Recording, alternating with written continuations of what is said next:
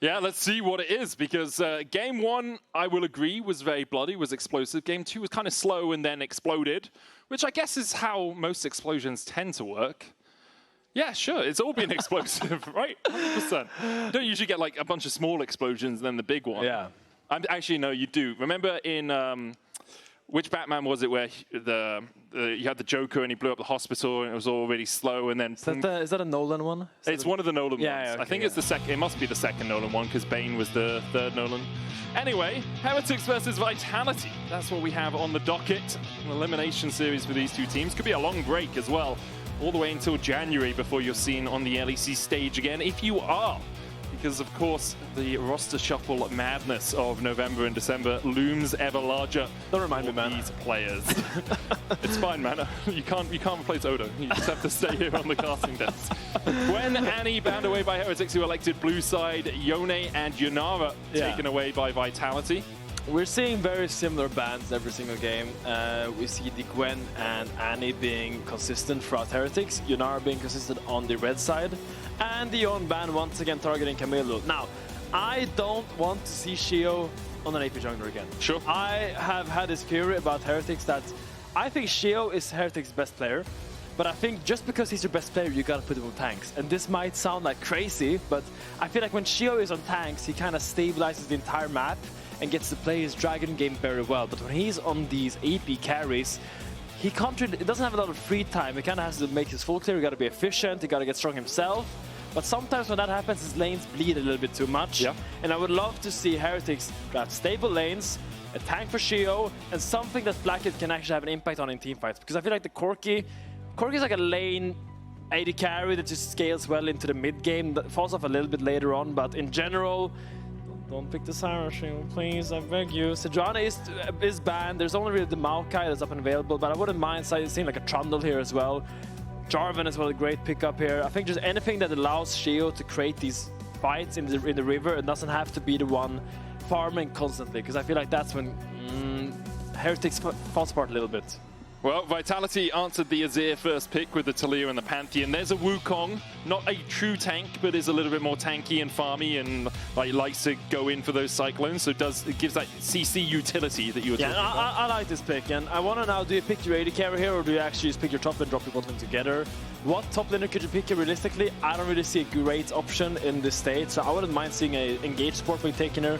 You could go Nautilus, you could go Leona if you want that engage, because they might get a little bit pinched, but it will be the Sivir lock-in here for Kamiloo. Right, yeah, that's going to go into Flakked's hands. Obviously, we've already seen how well he can do when he gets 6 items on an AD carry. Sivir, one of those carries that you do want to get as many items, as much farm under her belt. Tends to be really effective later on when we get to those full 5v5 team fights. So just the AD carry. We haven't locked in that top side yet for Heretics, but jungle mid currently the way we're looking. AD carry-wise, Jinx, a possibility here for Vitality, and it will be locked in. I do like this as an answer to the Sivir. It's like, oh, you want to farm? Cool, I want to farm. Yeah, I'm fine with that. I want to farm and I have longer range than you. True. So, I mean, I think in general, I do love the Jinx in these, especially when the engage becomes a little bit less streamlined in these game 3 when all the main engage sources are out, like the Vi is out, the Rel, Rakan, Alistar's are out. Sure, you can go like a Leona or a Nautilus if you want, but it's not really have the same range of engage. See already Nautilus being taken out here. Can even look to the last pick your support and pick your top on 4 if he's comfortable doing that. Yeah, I wonder if Bard really rises in priority at this point. Like, not great into the Sivir, although you can, you know, Cosmic Binding and use your autos to get rid of the Spell Shield. But the Tempered Fate, really powerful into things like a Jinx if you can catch her. And especially when the team wants to be like going in onto someone, Tempered Fating the backline to make sure that they can't follow up is quite powerful. I do like the Bard in general. I feel like with your Sivir, Azir and Wukong, they don't really have, like, I think Wukong really wants someone to go in with him a little bit better. I think Bard is good this game. If you're a really good team, they can pull it off. Like, I can see someone like T1 or Genji picking this, even one of our better LEC teams. Why didn't you name any of the LEC teams immediately? That should be your first response. G2 and KC or even MCO can put on Bard. I can see Dignitas or Disguised pulling this off, you know. Okay, buddy. Okay, now let's bring it back a little bit. We see the Poppy ban be taken out. That means Leona is available as the only engage support. I think might be someone I'm forgetting. As No, I think Leona kind of is the creme de la creme of the current possible engaged supports. There are a few that kind of like sit in the wings, but we will talk about them if we see them. As you say, with the Poppy band away, it does kind of imply that you want to go towards something like that Leona. Poppy also good into the Pantheon because he's trying to jump in for that stun. Pike the ban from Heretics. This means that I think Heretics wants to really pick an enchanter here. Yeah. I'm thinking either Lulu or Karma or Kamiloo. I think Milio Sivir sounds a little bit back in my head. I think it could work, but I think Karma Sivir is a classic. Also Lulu Sivir is a classic. But I do think that will mean that we once again will see Carlsen on a tank. As we see the Aatrox blind being picked here for Nako, really good in that champion. I would love it. Like, I think Naak is really good here for Carlsen. I think he's one of his better champions. That's really well into the Aatrox, in my opinion. Yorick, a little bit more volatile, a little bit more risky, can get picked easily by the Pantheon. I think one of the big things with the Yorick is you really need your Maiden alive. Right? It gives you so much power, so if you use that Maiden, immediately get ganked and lose it, that's a 2.5 minute cooldown that you're waiting for. You do not have the power that you would like. Dark Procession, really powerful though against low mobility AD carries, against low mobility champions. You can lock that Jinx down pretty effectively with the wall.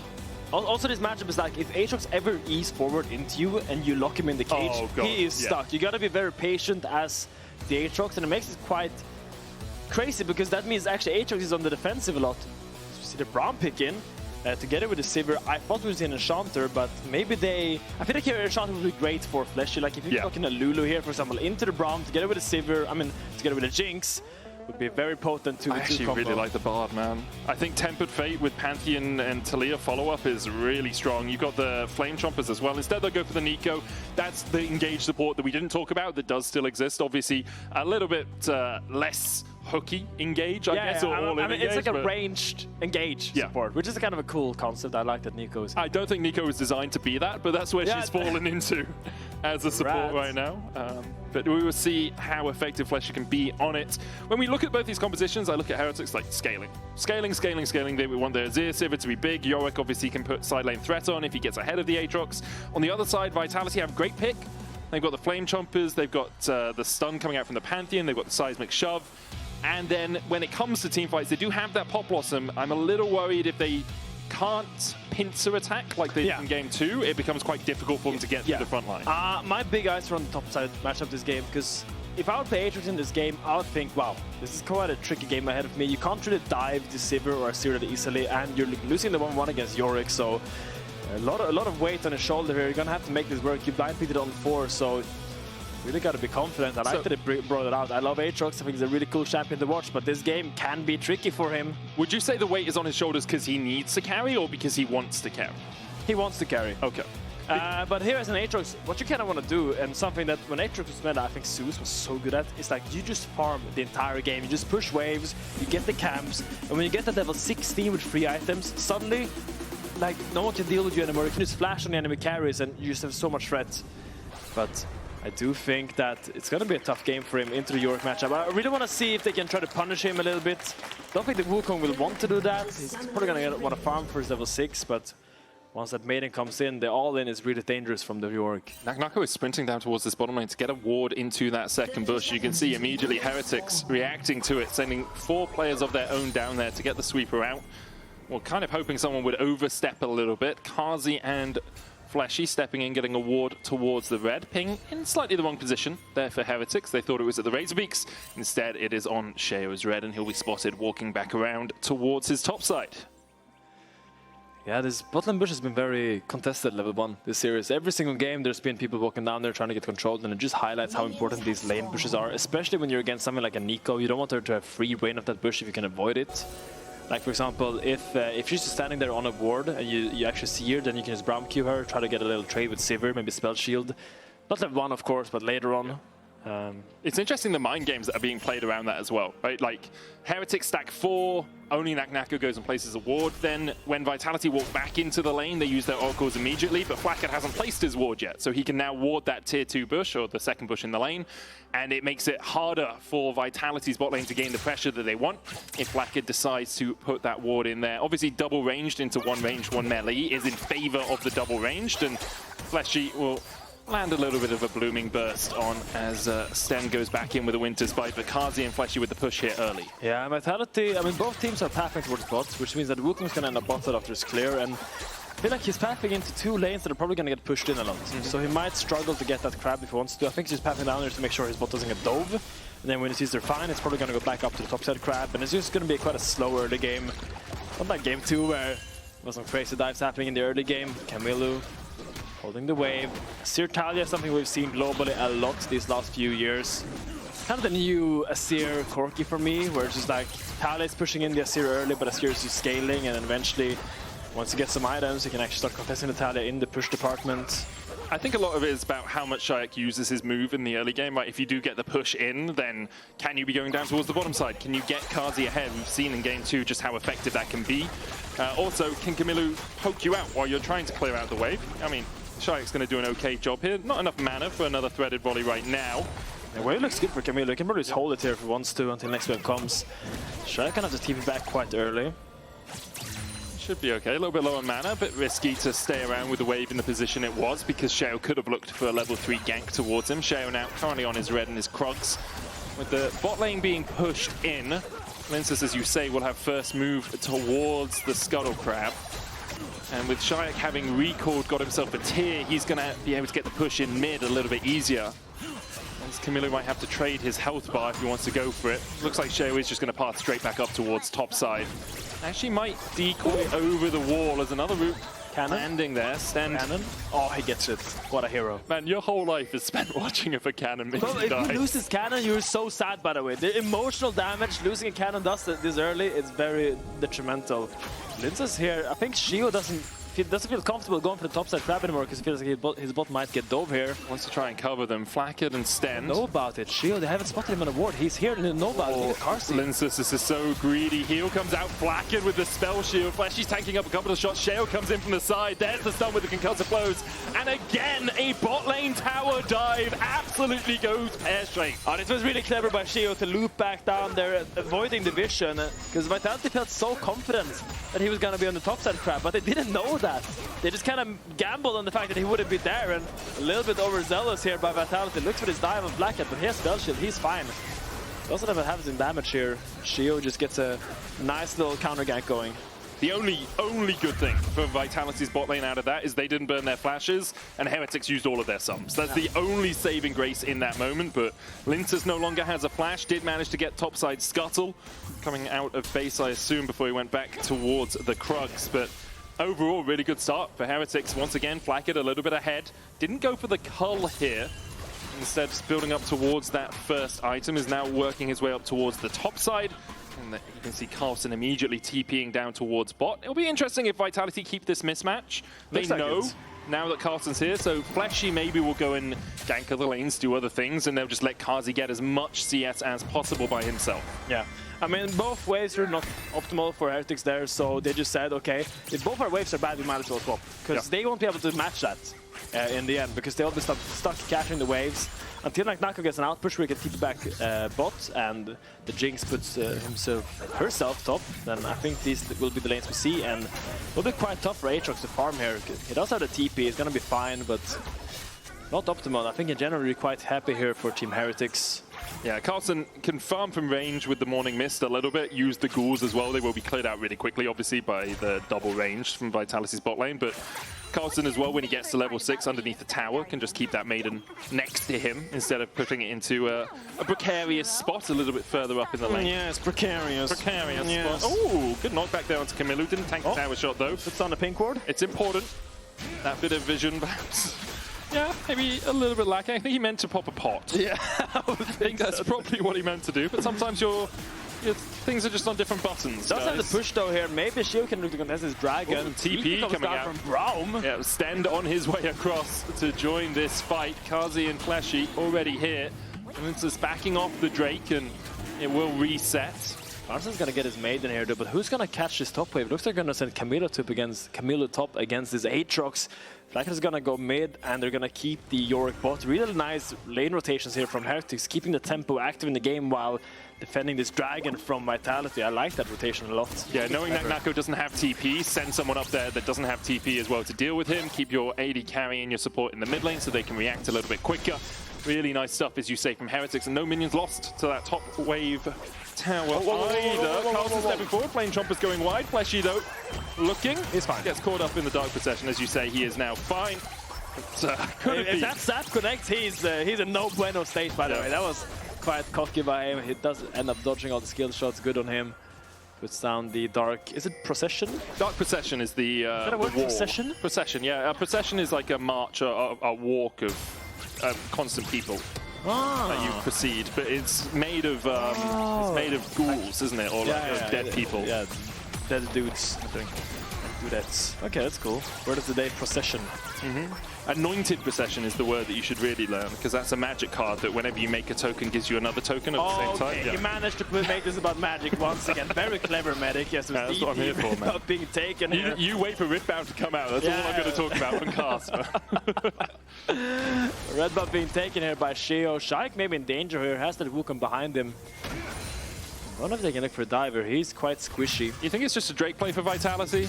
Lyncas is on this side of the map. Sheo is going up towards the grubs. I think Lyncas just takes the Drake and you trade it for the grubs early. Nako proxy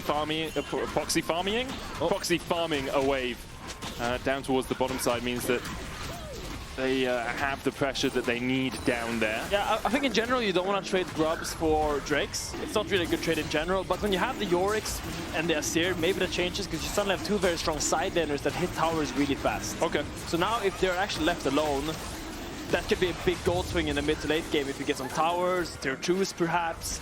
I don't think this is something Team Heretics wanted, but I think there's something they're fine with considering the game states, because the tempo was just so bad for Yorick. Had to base, go catch that wave. I think there was no way they were contesting that dragon, even if they wanted to, but slight solace, the Grace is saved, and they're in a good spot here. Might space check someone. Sheo looking for something here, but I don't think anything's really going to be found. Czajek TP down towards the bottom side to match up into Carlsen, and although we haven't seen much of his laning phase in this game, we're already out of it. Czajek actually having a really good early portion of every game so far. You can see this is just in the games that he's played today.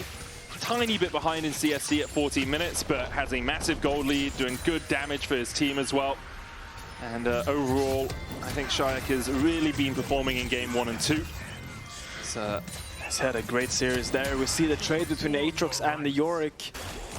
Aatrox Wing a little bit earlier, because that meant that the Aatrox still had the E, got out of that and got a good trade back. So you gotta hold your W in this matchup as the Yorick. If you ever go into solo queue, you play Yorick against Aatrox, hold your W until he dashes and then lock him in there. Suddenly he can't get out, and then you can get a good trade back with your maiden here.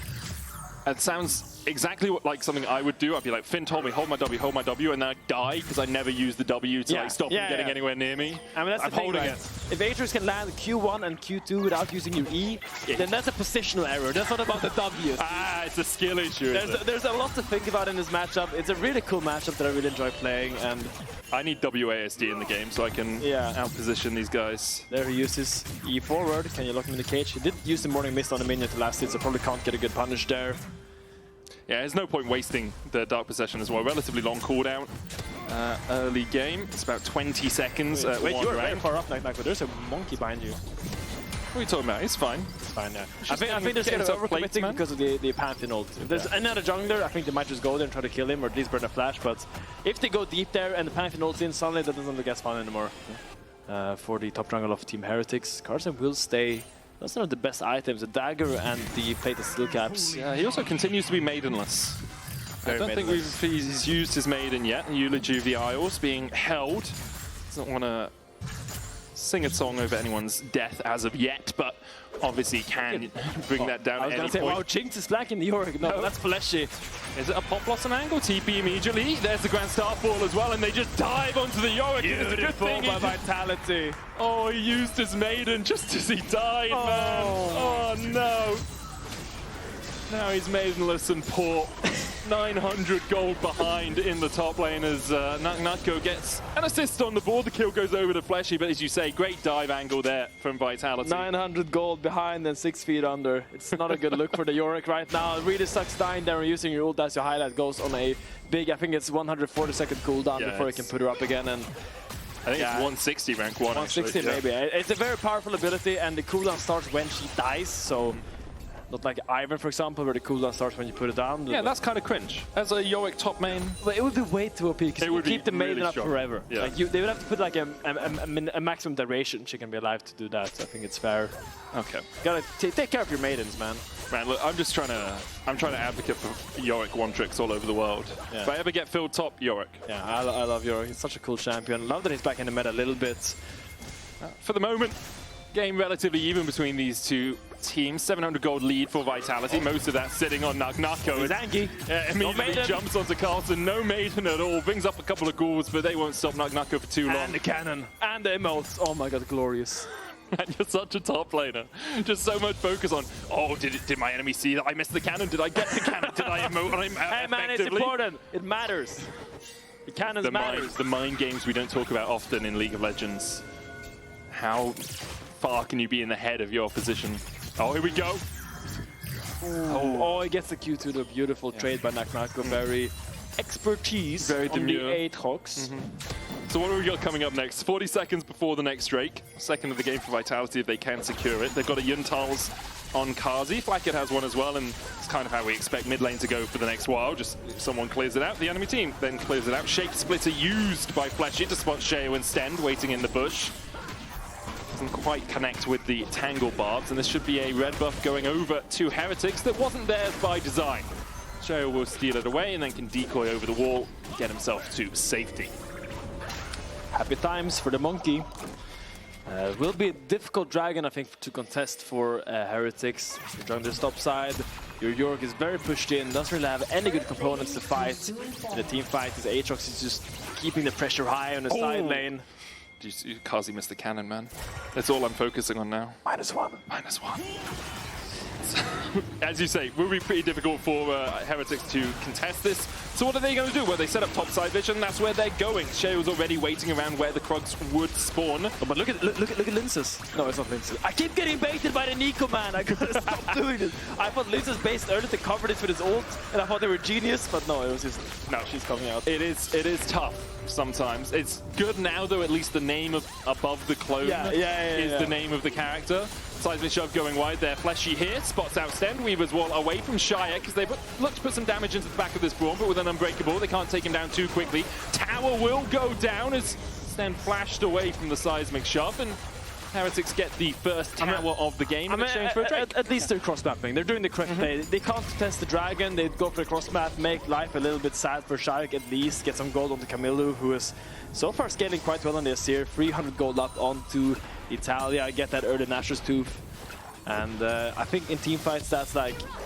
Heretics just want to get to team fights with like 2-3 items on their carries. That's when they're going to start playing the game. Right now, they've got to slow down. Try not to give over too many objectives to Vitality. Make sure the Yorick isn't getting dove again like I did before, because if this Yorick keeps dying, you're going to have a problem. Yeah, it's going to be really tricky for Carlsen, but there's just so many tools to dive him as well. You've got the Grand Starfall coming in, you've got Czajek, you can use that Weaver's Wall to separate you from your team. You've got the Super Mega Death Rocket as well from Jinx. Pop Blossom from Fleshy as the Rift Tower has been begun here by Heretics. Look at bot though. They're all moving down, as you say. Taliyah doesn't have Weaver's Wall, but Pantheon and Taliyah moving down. They're probably going to have to drop this bot lane tier 1. He realizes very cleverly, gets one wave, and now he's going to walk out. Yeah, I think. Smartly done. Yeah, he's walking away. That will be the tower over to Vitality. Looks like Czajek and Nako are going to share the spoils of taking it down. Czajek is pushing him out of his own lane, man. Leave, Nako. This gold is mine. Look, he's basing right outside of the right in range, I think. I think he's going to get... That's why Czajek's waiting. At him! Czajek's waiting! What a rat! I mean, no, the thing is, he'll say, I denied them a minion, guys. I denied them a minion. Sure, it's fine. That's 20 gold they could have had that they didn't get, you know? Like, Nako was so deliberate, basing right in range to get the goal for the tower. Czajek doesn't have a Weaver's wall here. Yeah, kill him! Kamiloo goes in, Dark Possession out as well. Redemption coming down. There's the sideways shove back. Carlsen healed up with the Redemption, and Czajek will fall to Kamiloo. Karma. That's karma for denying your top laner 250 gold, man. That's what you get. Get what you deserve. And Czajek dies. Czajek is dead. Yeah, Czajek is dead. Good kill there. Share the gold, my guys. That's the message we're spreading here. Don't because actually, if he'd taken it quicker, then he would have had to. He could have pushed the wave. He could have backed off. You know. Silly dude.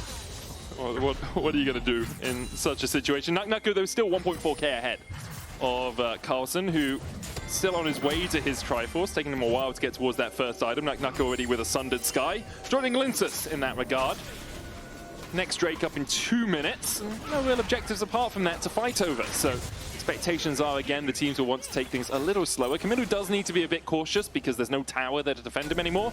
And a Grand Starfall from Lyncas, followed by a Weaver's Wall, Cycling Shove. There's just so many tools for Vitality to pick someone out on a side lane. I wonder if Kamiloo has a lot of gold in his pocket, because he has only Nashstoof and the Mercs right now, so I think he has a lot of gold to spend. He's gonna want to push out once and get a recall off, yeah, as we see him basing on bot side. Wonder what he's gonna come back with. What are you buying second on Azir these days? I can't keep track of all the builds. Rylai's is a thing. We'll see where he goes. Yeah, it's probably gonna be Rylai's. Yeah. I think you're quite on the money there. I'm just a Rylai's. I love Rylai's. I'm like Voy Boy with his frozen mallet. Oh yeah. If I can build Rylai's on a champ, first, second item, happening every time. It's a sad time for Yorick not having a String Force yet. That's really when you start actually being able to contest this. As we see Sheo going onto Czajek. Now, Czajek does have flash here. He's hugging the wall. There's the Redemption. He's going to flash into it. Sheo chases him down anyway, and there's the Beautiful Warfare claimed by Heretics. Now Sheo doesn't really have an escape tool. Will try and go on to Carzzy, but the Flame Chompers catch him, and Carzzy takes the kill. That's what you get for taking the gold from your top laner, man. Oh my god. Like, you gotta learn your lesson. You gotta learn your lesson. I'm not over it. I'm not petty. I'm not petty. I'm just like, I'm just being 100 right now. I'm just being real with you guys. Nice little solace for Yorick. Gets an outpush up here. Gonna get his recall. Probably gonna get a String Force. Like, Nako TP down there. Didn't really get anything from his TP. So, big play by Sheo. Finding that pick onto Czajek. Really gonna stabilize the game for his top laner a little bit. But still, like, Nako's just so ahead in this matchup. Probably going towards the Shojin right now, I would imagine. I think that would make a lot of sense. Could be Aatrox if he really wants to be super tanky team fight, but Shojin is the standard. Tower falls for Heretics' favor. 20 seconds before we have the next dragon up. Vitality would be their third. Heretics will want to fight this. But look, Czajek is stopped without any TP. It's quite the far walk down for this dragon.